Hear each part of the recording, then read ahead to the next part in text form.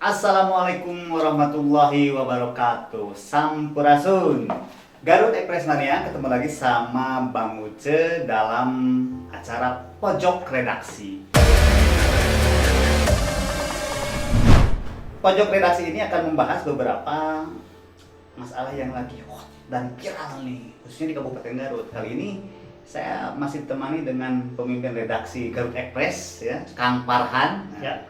Selamat sore Kang Farhan. Selamat sore. Saat ini di Kabupaten Garut ini lagi heboh nih kan satu masalah nih ya, yaitu masalah Bang Emok. Ya. Bang Emok saya. Begini Kang, saat ini kan dunia lagi dilanda wabah corona ya. Ya. Tak terkecuali Kabupaten Garut. Nah, tapi tiba-tiba nih Kabupaten Garut ini mengeluarkan kebijakan yang cukup kontroversial di tengah-tengah masyarakat. Yaitu pemerintahannya menyediakan dana sebesar 10 miliar ya. Besar juga ya. Lumayan itu kalau beli kerupuk berapa truk. Jadi dana tersebut disediakan ataupun dianggarkan oleh pemerintah Kabupaten Garut untuk melunasi hutang warganya kepada Bang Emok. Ini kan cukup Ya. menarik ya, dan juga menjadi bahan perbincangan. Ini kira-kira kan kalau boleh tahu nih, mungkin warga Garut juga dan sekitarnya kan Ya. pengen tahu nih sebenarnya seperti apa. Ini kalau boleh tahu apa sih kebijakan-kebijakan yang diambil oleh Kabupaten Garut tersebut ya? Ya. Baik Kang Soe dan Garut Express Mania ini terkait kebijakan Bupati ini memang cukup membuat gaduh ya dan kontroversi. Tentunya bagi kubu pemerintah tentunya banyak yang mendukung gitu lah.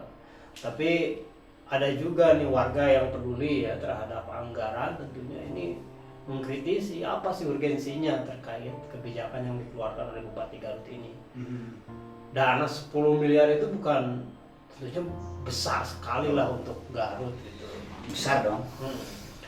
Nah, ini kalau saya amati dan saya mencoba menggali ya terkait surat edaran yang dikeluarkan oleh Bupati ini, ternyata surat edarannya itu bernomor 776 garis miring 1041 garis miring RCK. Itu surat edarannya ya. Jadi resmi ya? Ya, resmi dikeluarkan oleh Bupati Garut. Nah, dalam surat itu setidaknya ini Bupati ini mengambil 5 landasan hukum. Yang pertama itu Perpu nomor 1 ya tahun 2020 tentang kebijakan keuangan negara dan stabilitas sistem keuangan terkait pandemi COVID-19. Kemudian instruksi Presiden Kepres ya RI nomor 4 tahun 2020 tentang refocusing kegiatan atau relokasi anggaran ya serta pengadaan barang dan jasa dalam rangka percepatan penanganan COVID-19. Kemudian yang ketiga, keputusan Kepala BNPB nomor 9A tahun 2020. Kemudian disusul lagi oleh keputusan BNPB nomor 13A tahun 2020 dan terakhir peraturan OJK nomor 11 POJK 03 garis miring tahun 2020 tentang stimulus perekonomian nasional sebagai kebijakan kontrasidial dampak penyebaran COVID-19. Nah, 5 landasan hukum itulah yang dijadikan oleh Bupati Garut terkait kucuran anggaran sebesar 10 miliar yang dikatakannya itu sebagai penanganan COVID-19. Tapi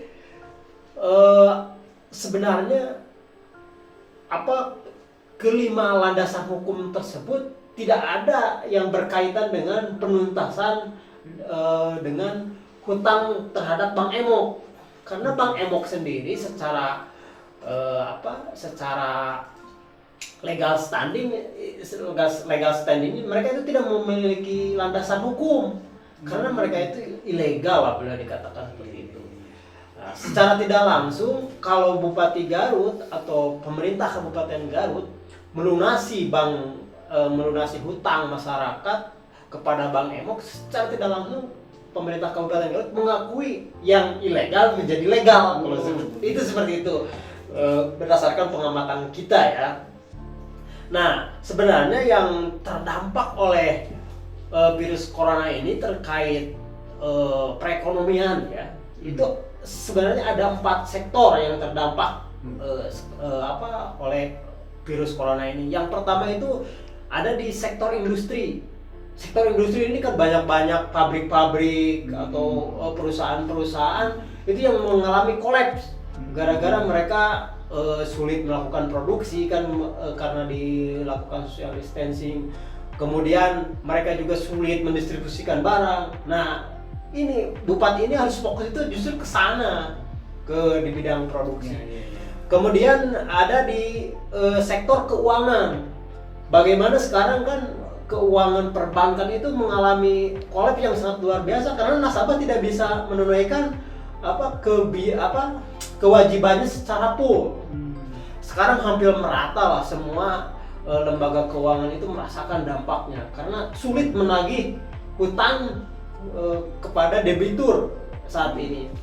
Ya mereka mau bagaimana lagi? Mereka keluar tidak bisa, jangankan membayar hutang, untuk bisa bertahan hidup saja mereka itu sangat kesulitan. Jadi intinya kemudian dua lagi ya, satu lagi di bidang keluarga yang miskin dan rentan miskin itu yang terdampak sekali.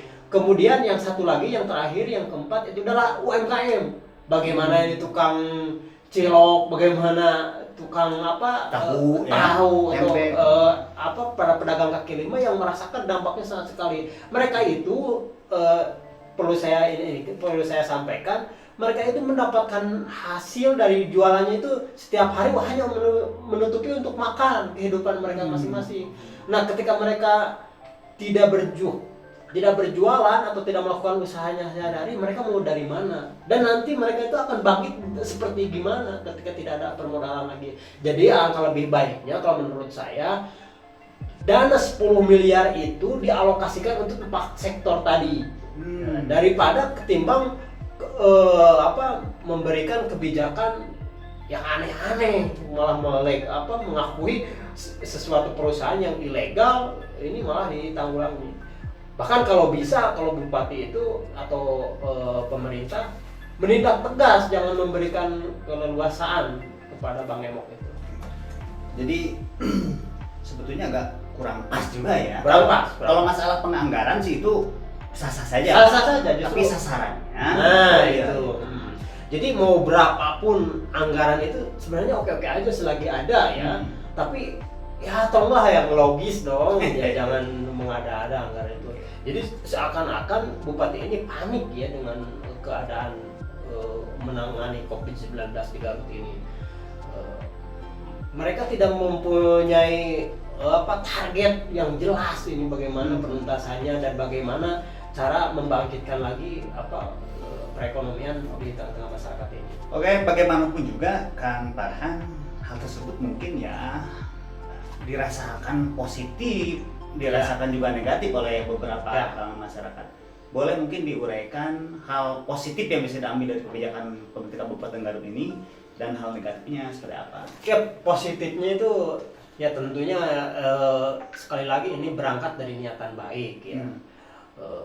Bupati dan wakilnya itu melihat bagaimana keresahan masyarakat ketika menghadapi tagihan dari Bang Emok itu yang sangat lebih dari bank yang legal sebenarnya. Kalau mereka menagih itu bahkan memakai jasa premanisme segala macam gitu ya.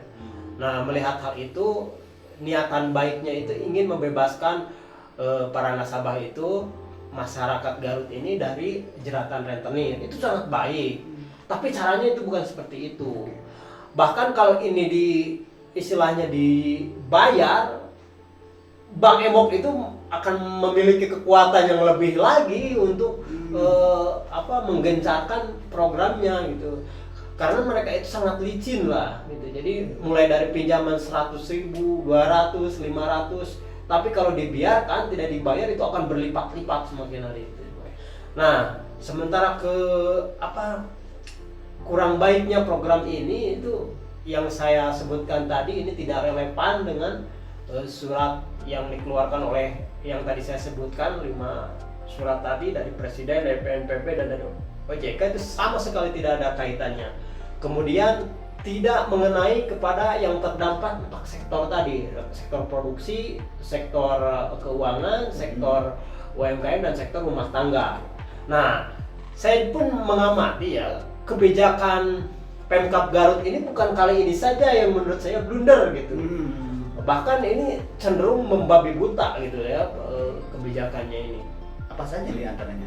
Ini yang saat ini sedang gencar ini tentunya ini Bang Emo. Ini menurut saya ini blunder, kalau di selama main bola ini blunder. Jadi di depan gawang ngoper ke lawan gitu, bukan ke teman. Itu jadi senjata makan tuan. Kemudian ada dulu itu ketika mendekati masa-masa pemilihan lagi ya. Dulu itu bupati pernah mengeluarkan larangan zona merah PKL di Pengkolan, sejumlah jalan ya, di Jalan Amayani ya.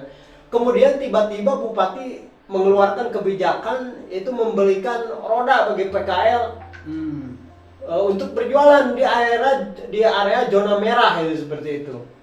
Itu menurut saya sangat blunder, karena di sisi lain ada perdanya zona itu dilarang, tapi di sisi lain bupati mengeluarkan kebijakan membelikan roda gitu bagi para pedagang. Terus belum lama ini dan masih hangat diperbincangkan, ketika Garut ini banyak bencana di sana sini diakibatkan kerusakan alam, ini tiba-tiba bupati mengeluarkan kebijakan membuat jalan poros baru.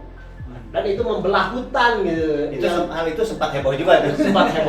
Nanti kita akan bahas lah di segmen tertentu, dan kita akan mengundang lah ya yang lebih kompeten untuk membahas itu. Jadi itulah beberapa kebijakan Rudi yang menurut saya itu populis tapi tidak mendasar gitu, tidak memiliki landasan hukum, dan cenderung membabi buta gitu, karena mengeluarkan alokasi yang cukup besar. Itu saja. Baik, Garut Express Mania, barusan kita sudah berdialog masalah kebijakan pemerintah Kabupaten Garut yang menyediakan anggaran sebesar 10 miliar untuk melunasi hutang masyarakatnya kepada Bang Emo. Tapi dari semua ini saya ada sedikit juga yang jadi pemikiran. Nah, ketika ini warga masyarakat yang mempunyai hutang ke Bang Emo ini dibayar oleh oleh pemerintah. Ya. Bagaimana besoknya kalau dia pinjam lagi gitu kan? Mau dibayar lagi, pinjam lagi, dibayar. Nah, itu. Jadi tidak akan ada ujungnya kalau ini hanya dibayarkan. Dan satu lagi ini kan beberapa pihak juga menyerukan untuk memberantas Emo. Ya. Nah, apakah program ini bisa menjamin ketika mereka semua dilunasi hutangnya kepada Bang Emo, terus tiba-tiba Bang Emoknya tutup gitulah? Ya. Saya pikir tidak mungkin. Okay. Yang harus dilakukan oleh pemerintah ini bukan membayar hutangnya, tapi buat perda larangan Bang Emok di Kabupaten Garut. Nah, itu.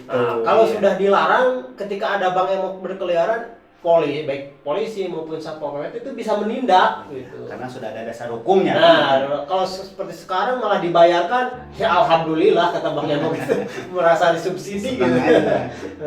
Besok-besok saya sama Bang Emok biar dibayarin. Oke, baik. Terima kasih Garut Express Mania. Mungkin untuk bahasan kali ini kita cukupkan saja ya. Nanti kita ketemu dengan bahasan-bahasan yang lebih menarik lagi, tetap di pojok redaksi Garut Express yang akan membahas hot isu ya. Baik, jangan lupa like, subscribe, dan komentarnya di bawah supaya kita bisa berinteraksi dengan pemirsa semua. Ya. Assalamualaikum warahmatullahi wabarakatuh.